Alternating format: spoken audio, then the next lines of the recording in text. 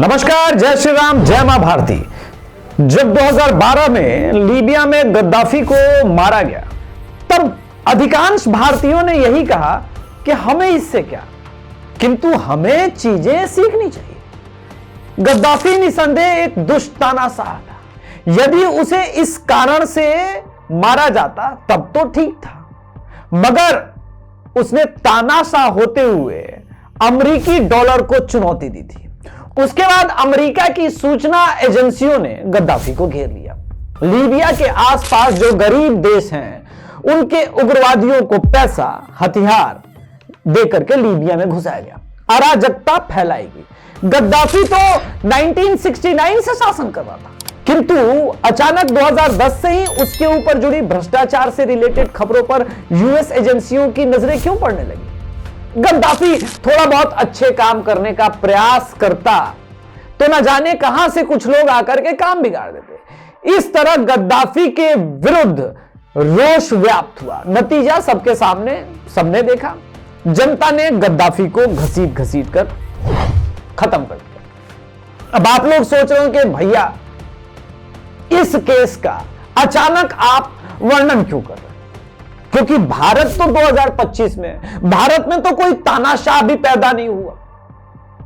बात तो सही है आपकी, किंतु नरेंद्र मोदी जी यूएसए के दौरे पर हैं, तो मैंने सोचा कि इसको रिलेट किया जाए थोड़ा सा। आप भी डॉट कनेक्ट कीजिएगा, पूरा वीडियो आराम से देखिए, कॉफी पी लीजिए, कोई दिक्कत नहीं है। 10 मिनट आपको समय देना है। भारत का केस अब इसी दिशा में जाने का प्रयास था, किंतु डोनाल्ड ट्रंप का हमें ऋणी होना पड़ेगा।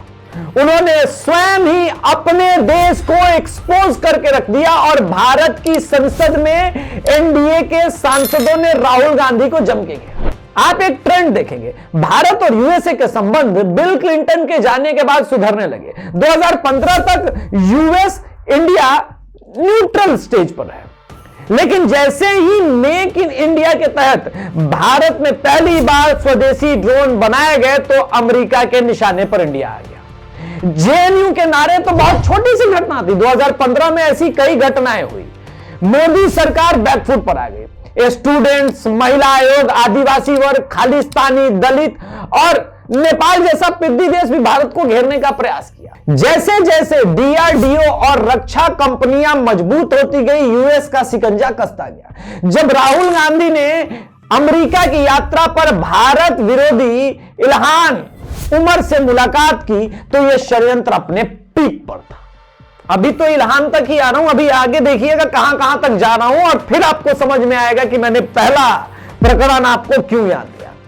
यदि भारत की जनता को इल्हान उमर के बारे में पता होता, तो शायद वो राहुल गांधी को दिल्ली एयरपोर्ट पर ही कूट डालते। सही बात बता रहा हूं।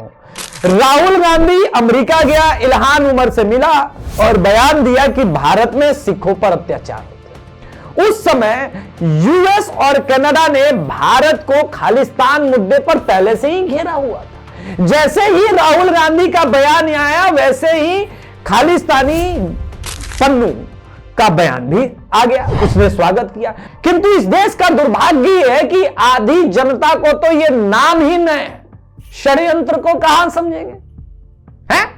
खैर, जनता ने कांग्रेस की हरियाणा और महाराष्ट्र में धज्जियां उड़ा दी, तो यूएस के डीप स्टेट को समझ में आ गया कि घोड़े को हराने के लिए जिस गधे पर दांव लगाया है, वो गधा कभी जीत नहीं सकता। इसलिए अब की बार उन्होंने घोड़ी को पकड़ा।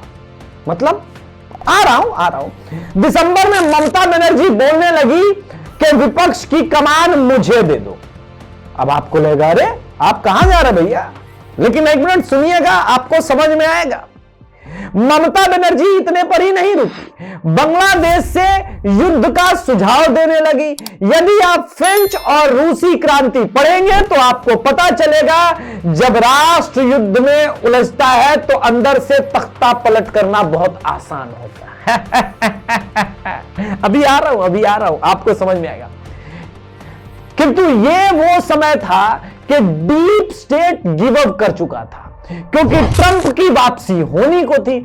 हालांकि ट्रंप तो पहले भी थे, किंतु अब की बार ट्रंप को जिन उद्योगपतियों का समर्थन प्राप्त है, वो रक्षा उद्योग वाले नहीं थे।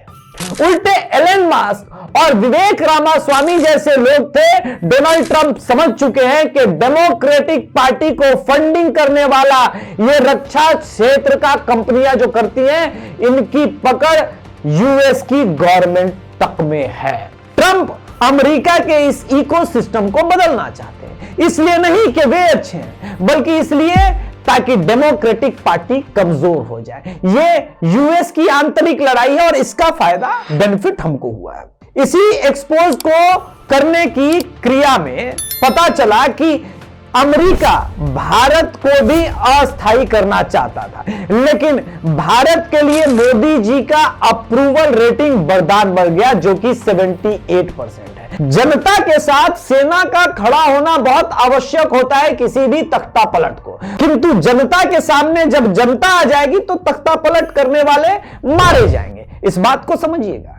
इसलिए भारत में गृह युद्ध नहीं हो सका और हम लीबिया बनने से 2 इंच पहले बच गए। मोदी जी के लिए और देश के लिए भी आवश्यक है कि कांग्रेस मजबूत बने रहे, क्योंकि कांग्रेस अब अप्रासंगिक हो चुकी है और यह दिखाने के लिए विपक्ष में जो भी रहेगा वो कुछ ना कुछ करेगा।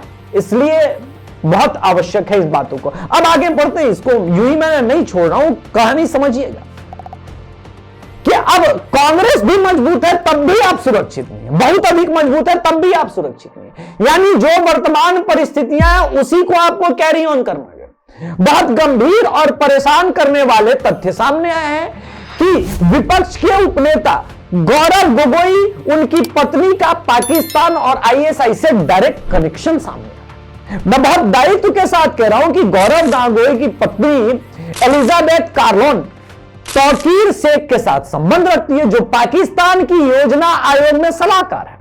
यह गंभीर मुद्दा है जो कि देश के राष्ट्रीय सुरक्षा के लिए खतरा उत्पन्न करता है। इसलिए हम राहुल गांधी, मल्लिकार्जुन खड़गे से पूछना चाहते हैं कि गौरव गोगोई को बाहर आकर एलिजाबेथ और आईएसआई के पाकिस्तान के साथ संबंधों पर स्पष्टीकरण देना चाहिए या नहीं देना चाहिए। एलिजाबेथ कोलबर्न पाकिस्तानी आईएसआई एजेंटों के साथ क्यों काम कर रही है? क्या वे श्री राहुल गांधी द्वारा किए गए उस बयान को आगे बढ़ा रहे हैं कि कांग्रेस की लड़ाई भारतीय राज्यों के साथ? क्या कांग्रेस अपने राजनीतिक उद्देश्य को पूरा करने के लिए आईएसआई और पाकिस्तान का समर्थन करना शुरू करेगी? क्या यह देश राष्ट्रीय सुरक्षा को खतरे में नहीं डाल रहा है यदि श्री गौरव गोगोई विपक्ष के उपनेता के महत्वपूर्ण पद पर बने रहते हैं, विशेष रूप से जब उनकी राष्ट्रीय सुरक्षा से संबंधित संवेदनशील जानकारियों तक पहुंच है? क्या कांग्रेस पार्टी पाकिस्तान और आईएसआई की सबसे अच्छी दोस्त बन जाती है भारत के खिलाफ साजिश करने की जब बात आती है? यह सब महत्वपूर्ण प्रश्न है। विपक्ष में कांग्रेस का मतलब खंडर किला, जहां लोग दीवारों पर नाम लिखने तो जाएंगे किंतु उससे कोई घर नहीं बनेगा। इसलिए राहुल गांधी पर कोई कार्रवाई ना हो तो ही फायदा है, लेकिन भारत की जनता को सबक तो सिखाना पड़ेगा। अब आप कहेंगे कि भैया इतना सब होने पर भी आप कह रहे हैं राहुल गांधी पर कोई कार्रवाई नहीं हो। वही सिंपैथी वाला फैक्टर, मैंने कई बार इसको कहा। देखिए, कार्रवाई करने के लिए सरकार में बने रहने की आपको आवश्यकता नहीं है। मैं एक छोटा सा उदाहरण दे रहा हूं। पटपड़गंज के विधायक काम शुरू कर चुके हैं और पटपड़गंज के विधायक का अभी वीडियो भी बैकग्राउंड में प्ले करवा देता हूं। उन्होंने जो बातें कही है कि भाई साहब, ये सरकारी भूमि पर कब्जा नहीं चलेगा, सरकार बदले हुए अभी समय नहीं हुआ, विधायक सिर्फ बदले, अभी सरकार भी टेक्निकली नहीं बदली, नया मुख्यमंत्री दिल्ली में नहीं बदला, किंतु कार्यशैली यही होनी चाहिए।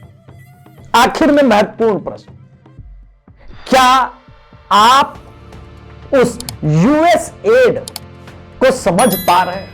इसके बारे में क्या आप चाहते हैं कि मैं किन किन पत्रकारों के द्वारा पैसे लिए गए, भारत में किन किन पत्रकारों ने पुरस्कार वापसी से लेकर के वो तमाम प्रोपेगेंडा में विदेशी शक्तियों का हाथ दिया, साथ दिया, इन सब पे क्या आप डिटेल वीडियो चाहते हैं? इसका उत्तर आप कमेंट बॉक्स में लिख सकते हैं। नमस्कार, this is Abhishek Tiwari signing off. जय श्री राम, हर हर महादेव, जय मां भारत।